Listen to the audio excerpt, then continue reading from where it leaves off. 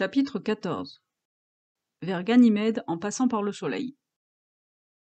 L'espace est vaste, mais vu de loin, le système solaire a quelque chose d'étonnamment plat. Au centre trône notre étoile, le Soleil, qui représente à lui seul environ 99,9% de la masse du système solaire, Jupiter représentant plus des 2 tiers du reste. Les planètes tournent autour du Soleil presque toutes dans le même plan, appelé l'écliptique. C'est dans cette galette que se déplacent les vaisseaux spatiaux.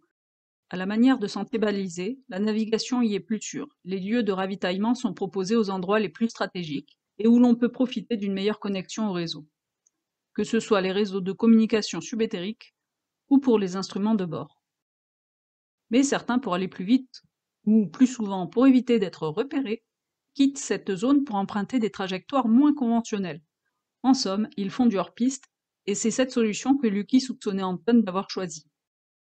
Au lieu d'emprunter la route classique passant par les orbites de Mars, Mercure, contournant le Soleil avant de remonter vers Jupiter, Anton avait dû s'élever au-dessus de la galette du système solaire et décrire un arc immense par-dessus le Soleil, puis redescendre du côté opposé près de Ganymède. Une manœuvre qui expliquait pourquoi les défenses de Cérès avaient si peu de données sur son départ. Les observations étaient concentrées sur l'écliptique, personne n'avait pris la peine de pointer les instruments sur ce type de trajectoire inhabituelle. Les maigres données enregistrées représentaient ce trajet en pointillé, témoignant de sa faible fiabilité. Mais Lucky doutait qu'Anton puisse rester hors de l'écliptique indéfiniment. C'était un bon moyen de brouiller les pistes, mais elle reviendrait finalement sur une trajectoire plus classique, notamment pour se fondre à nouveau dans l'anneau de la ceinture d'astéroïdes. Cette zone était un véritable no man's land où l'autorité terrienne ne s'aventurait pas beaucoup, à l'exception des routes reliant les plus gros astéroïdes et les zones de minage. Si un vaisseau tentait d'y poursuivre Anton, il lui suffirait d'appeler des renforts. C'est pour ces avantages que Lucky était convaincu qu'Anton allait réintégrer la ceinture. Mais il avait un plan. Lui aussi allait faire un peu de hors-piste, il allait rester dans l'écliptique, mais comptait utiliser tous les effets de fronde possibles des planètes pour augmenter sa vitesse et essayer de les intercepter là-bas. L'assistance gravitationnelle ou effet de fronde, c'est une technique utilisée pour modifier la trajectoire et augmenter la vitesse d'un vaisseau spatial en utilisant l'attraction d'un corps céleste. Cette manœuvre permet d'économiser du carburant et d'atteindre des vitesses plus élevées que celles possibles avec les seules propulsions conventionnelles. Affiche-moi le trajet le plus rapide pour atteindre Ganymède sans te soucier de la sécurité ou des grandes voies principales. Pour une demande de trajet aussi atypique, le vaisseau devra prendre en compte tous les obstacles possibles sur la route comme les cailloux, les sondes, les vaisseaux cargo ou tout objet répertorié par le LISA pour les éviter. Près des planètes, l'environnement saturé de vaisseaux et de débris allait demander des calculs et des autorisations particulières. Il appliquera le bouclier à puissance maximum pour éviter les projectiles non encore répertoriés. Les calculs allaient prendre quelques minutes pour Voici le trajet le plus court. Un trajet rouge apparut reliant Cérès à Ganymède par une ligne complexe aux alentours des planètes, et la distance était à peine plus longue, mais le temps de trajet bien plus court que celui d'Anton. Quelques secondes pour une telle demande? Ça, c'était du travail de la poisse. Le gain de vitesse dépend de plusieurs facteurs, notamment la masse de la planète utilisée, la distance de survol et la trajectoire relative du vaisseau. Pour ce qui est du Soleil, la distance de sécurité minimale due à la chaleur extrême est de 3 millions de kilomètres pour éviter la surchauffe du vaisseau. Les températures trop élevées endommageraient les systèmes de protection thermique aussi robustes que ceux du Shooting Star. Gain de vitesse maximaux théorique pour chaque planète. Mercure, 2,9 km par seconde, à l'altitude 200 km. Vénus, 7,4 km par seconde, à l'altitude 300 km. Terre, 7,9 km par seconde, à l'altitude 250 km. Mars, 3,4 km par seconde, à l'altitude 200 km. Jupiter, 37 km par seconde, à l'altitude 30 000 km. Saturne, 17 km par seconde, à l'altitude 80 000 km. Soleil, 200 ou 300 km par seconde, à l'altitude 8 millions de kilomètres. Soleil, 400 km par seconde, à l'altitude 6 millions de kilomètres. Soleil, 600 km par seconde, à l'altitude 3 millions de kilomètres. Soleil avec rotation, 700 km par seconde, à l'altitude 4 millions de kilomètres. Cela veut dire que si nous passons à 200 km de Mercure à 10 km par seconde, nous en repartirons 29% plus vite à 12,9 km par seconde. Ou pour Jupiter, nous pouvons augmenter la vitesse de 370% jusqu'à 37 km par seconde. Une augmentation d'environ 20 km par seconde en utilisant toutes les planètes, et même de 21 km par seconde près du Soleil, au lieu de 10 km par seconde habituel, le ferait passer en tête. Il faudra utiliser une belle somme d'énergie pour freiner fort à l'arrivée. Mais Jupiter possède un système de stations de ravitaillement très fourni. Cependant, si vous comptez rester dans le vaisseau, je dois vous informer que près du Soleil, les systèmes de bord feront remonter la distance de sécurité minimale à 8 millions de kilomètres pour maintenir en vie un corps humain. Prise en compte de la chaleur extrême. Les températures élevées nécessiteraient des systèmes de protection thermique robustes pour éviter la surchauffe du vaisseau et de son équipage. Prise en compte des radiations solaires. Les niveaux élevés de radiation pourraient endommager les équipements électroniques vitaux pour un être humain et présenter des risques sérieux pour la santé des astronautes. Aux vitesses extrêmes inférieures, le moindre ajustement de trajectoire est critique, car un écart minime pourrait envoyer le vaisseau soit dans le Soleil, soit hors du système solaire sans possibilité de retour. Un deuxième trajet apparut en bleu, bien plus long en distance et en temps que celui en rouge, mais surtout plus long que celui en pointillé. Tout se jouait près du Soleil. Une barrière infranchissable pour les vaisseaux qui obligeait à un sérieux détour. Pour traverser le système, il fallait le contourner en dessinant un large arc de cercle. D'après les destinations de trajectoire, à quelle distance minimale du Soleil passera le vaisseau d'Anton? 7 millions de kilomètres. Mais son passage au-dessus du Soleil à 7 millions de kilomètres sans profiter de sa rotation permettrait un gain d'environ 250 km par seconde. Le trajet pointillé s'affina et le temps de trajet se réduisit aussi. Selon toute vraisemblance, vous vous rejoindrez à proximité de Jupiter. On y est presque. Il s'était déjà levé pour aller débrancher le système de sécurité en essayant de garder le bouclier et d'autres choses indispensables quand il essaya. Peut-on contourner le système de sécurité?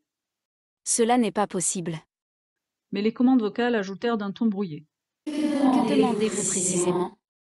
J'ordonne que tu fasses passer le trajet à 4 millions de kilomètres du Soleil, même en ayant un humain à bord. Et en passant par le bon sens par rapport à la rotation du Soleil qui tourne à environ 25 jours à l'équateur pour récupérer un supplément de vitesse tel une catapulte géante. Le vaisseau eut une secousse et les écrans frisèrent et toujours d'un ton brouillé répondit. Un corps humain devra supporter 17 G prolongés et des assurés compromises. Ça roule. Le système de bord reprit sa voix normale et sa litanie. Voici le trajet le plus court. Le gain de vitesse dépend de plusieurs facteurs, notamment la masse de la planète utilisée, la distance de survol et la trajectoire relative du vaisseau. Ok, le fit Lucky, laisse-moi voir. Le trajet bleu passait maintenant plus près du Soleil et gagnait le vaisseau d'Anton un peu avant la ceinture d'astéroïdes. Merveilleuse la poisse. Les stations en orbite autour du Soleil qui concentraient l'énergie pour la renvoyer aux stations de ravitaillement jusqu'à Saturne orbitaient à 20 millions de kilomètres, beaucoup plus près que ne l'est Mercure qui varie entre 46 et 70 millions de kilomètres du Soleil. Une centrale solaire orbitale capte l'énergie du Soleil à l'aide de panneaux photovoltaïques installés sur un satellite en orbite, où elle est ensuite convertie en micro-ondes ou en faisceau laser. Cette énergie est envoyée vers la Terre, les planètes ou les stations de ravitaillement, où elle est réceptionnée par une antenne et convertie à nouveau pour être utilisée comme une source d'électricité. Mais cela nécessitait des technologies de blindage avancées et une gestion thermique de pointe pour ces stations permanentes, en plus des boucliers magnétiques poussés à plein régime. Cependant, les sondes pouvaient être envoyées beaucoup plus près pour le temps d'une ou deux rotations. Ainsi que les vaisseaux de passage équipés de blindages spéciaux pour les passages proches du Soleil peuvent se permettre d'être assez près sur un temps court sans mettre en danger l'équipage et le vaisseau. Les vaisseaux les plus avancés conçus pour les passages proches du Soleil pouvaient se permettre un passage à 8 millions de kilomètres du Soleil. Mais ça restait une manœuvre rare et dangereuse. Ils devaient posséder des technologies de protection et de blindage de pointe pour survivre dans l'environnement proche extrême près du Soleil. Par exemple, être équipé d'un bouclier thermique, TPS, en composite carbone-carbone à l'extérieur, qui est conçu pour résister aux températures extrêmes de plus de 1370 degrés près de la surface solaire. Ce bouclier est complété par une couche d'aérogel de silice à l'intérieur, offrant une isolation thermique exceptionnelle pour protéger les instruments scientifiques du vaisseau. En plus de la protection thermique, il faut un système de gestion thermique actif, incluant les radiateurs et des panneaux pour dissiper l'excès de chaleur généré par les équipements internes. Les panneaux solaires de la sonde qui alimentent ces systèmes sont protégés par un dispositif rétractable qui les met à l'abri lors des passages proches du Soleil.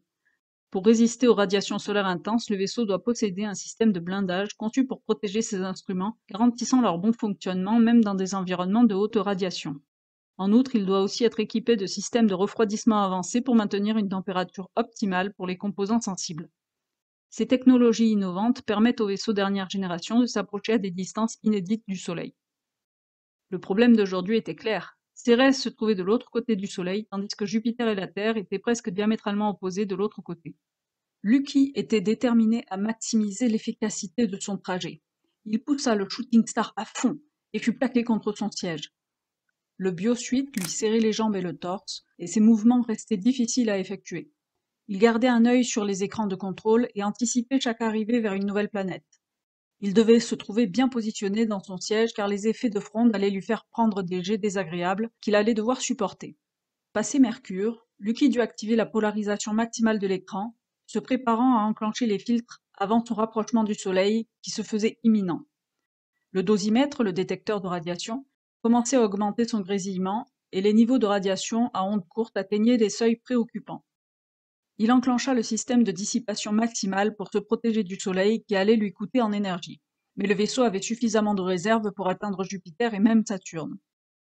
Une barrière se forma autour du vaisseau. Les boucliers de protection s'activèrent furieusement et seuls les écrans affichaient ce qui se passait à l'extérieur. Une barrière de plomb s'était formée autour de lui, mais à mesure qu'il se rapprochait du Soleil, aucune matière conventionnelle ne pourrait plus le protéger efficacement. Il augmenta les doses que la poisse avait modifiées pour contrer les effets des nouvelles accélérations de son vaisseau, en espérant réduire le nombre de jets ressentis. Pour la première fois depuis son périple sur Mars, un an plus tôt, Lucky sortit une petite pochette spéciale fixée à sa poitrine. Dedans, un objet semi-transparent presque intangible que lui avaient offert les Martiens. Il avait abandonné l'idée de comprendre son fonctionnement. Cette technologie était tellement en avance sur celle de l'humanité qu'elle semblait incompréhensible. C'était un peu comme si un homme des cavernes voyait un biosuite. Mais l'essentiel, c'était que ça fonctionnait. Il plaça l'objet sur son visage et le masque épousa instantanément les contours de son crâne, comme s'il était vivant. Instantanément, Lucky se mit à irradier avec intensité. Le gardien des étoiles ressentit la sensation étrange, comme si des milliards de lucioles se déplaçaient autour de lui, d'où l'expression de la poisse, ton champ de force spéciale. Sa tête et son visage étaient enveloppés dans une aura lumineuse, une sorte de seconde peau qui ne gênait en rien sa vision. Ce champ énergétique, conçu par les Martiens spécifiquement pour lui, le protégeait de toutes les énergies nuisibles, tout en permettant à son corps de recevoir la lumière et la chaleur nécessaires à son bon fonctionnement. L'air traversait librement le champ de force, permettant à Lucky de respirer sans danger. Mais tout ce qui était trop chaud, comme les gaz brûlants, perdait instantanément sa chaleur en le traversant. Il pouvait toujours boire à l'aide des pailles reliées au drink bag qui s'était préparé, l'une remplie d'eau, l'autre de boissons nutritionnelles. Il se cala dans son siège, essayant de trouver une position moins inconfortable, tandis que l'accélération s'intensifiait. Ses bras se faisaient de plus en plus pesants, et la sensation de lourdeur envahissait ses jambes. Le dosimètre se mit à grésiller furieusement. Les radiations, y compris des puissants rayons gamma, ricochaient contre l'aura immatérielle qui entourait son corps. La température commença à monter malgré les protections. Elle grimpa jusqu'à 60 degrés et continua d'augmenter. L'écran indiquait que le Soleil n'était plus qu'à 10 millions de kilomètres. Une tasse de café que Lucky avait laissée sur la table, qui fumait depuis plus d'une heure, commença à bouillonner furieusement. On avait atteint le point d'ébullition de l'eau, 100 degrés. L'accélération soumettait son organisme à une force implacable, l'écrasant contre son siège. 6, 7, puis 8 G. Il sentit de l'oxygène pur et les actions de bêta-bloquants pour stabiliser la pression sanguine, d'épinéphrine pour augmenter la circulation vers le cerveau et des agents hypervolémiques pour accroître le volume sanguin dans le but de supporter ces G élevés. Ils avaient été activés par son hyperlink, comme pour son décollage de Cérès. Il sentit aussi son biosuite lui comprimer les jambes et l'abdomen de plus en plus fort, empêchant le sang de redescendre pour maintenir l'irrigation du cerveau et éviter le G-lock, c'est-à-dire l'évanouissement. Cette fois, il n'avait pas vidé ses poumons. Il expirait lentement en forçant contre la pression pour maintenir la pression thoracique et éviter l'écrasement des poumons sous l'effet des G. Le Shooting Star s'approchait des 4 millions de kilomètres du Soleil. Et il s'en rapprocherait pas davantage. Il traversait en réalité ce qu'on appelle la couronne solaire. Le Soleil est un géant gazeux composé à 73% d'hydrogène et à 25% d'hélium à l'état de plasma. Alors que la photosphère, la partie externe du Soleil qui produit entre autres la lumière visible, est de 5500 degrés, les températures de la couronne solaire, elles, sont de l'ordre du million de degrés. La couronne solaire est une couche externe de l'atmosphère du Soleil. Cette masse gazeuse s'étend sur près de 10 millions de kilomètres, environ 14 fois le rayon du Soleil. En s'aventurant dans la couronne, Lucky traversait en quelque sorte le Soleil comme il l'avait expliqué à la poisse. La curiosité le dévorait. Personne avant lui ne s'était jamais approché autant du Soleil et il était peu probable que quelqu'un tente l'expérience après lui. Pas à cette distance en tout cas.